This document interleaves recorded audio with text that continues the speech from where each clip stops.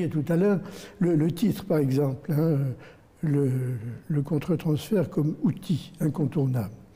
Je crois que c'est effectivement un outil incontournable, mais il est devenu, dans l'esprit des psychanalystes, un outil incontournable. Alors qu'au début, Freud le voyait comme un obstacle. Hein, c'est-à-dire qu'il ne fallait pas tomber, au fond, le psychanalyste ne devait pas tomber amoureux de sa patiente, en gros. Hein.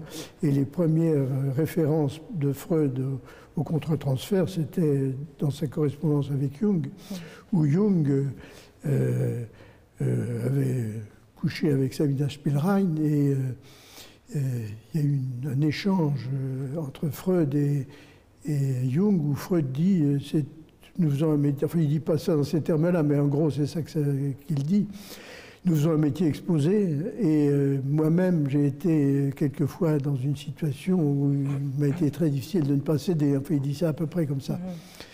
Et son idée était qu'il fallait tenir la bride au contre-transfert, c'est-à-dire ne pas se laisser aller à des sentiments, et en particulier des sentiments amoureux à l'égard des patients. Oui, particulièrement au départ, c'était vraiment vu sur ce versant amoureux ou érotique. Absolument, c'est comme ça que c'est apparu, en tout cas. Et Freud, la première fois qu'il en parle, c'est comme ça, il faut tenir la bride au contre-transfert, c'est-à-dire tenez vos sentiments, gardez-les pour vous, hein, et essayez d'y comprendre quelque chose. D'accord.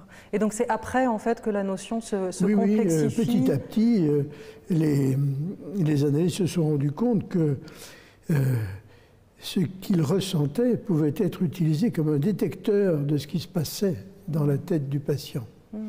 Et que c'était donc un outil, et qu'il fallait transformer, au fond, tout ce que nous pouvions ressentir, éventuellement comme obstacle à la bonne conduite de la cure, il fallait le ressentir aussi comme indication de ce qui pouvait se passer dans la tête du patient.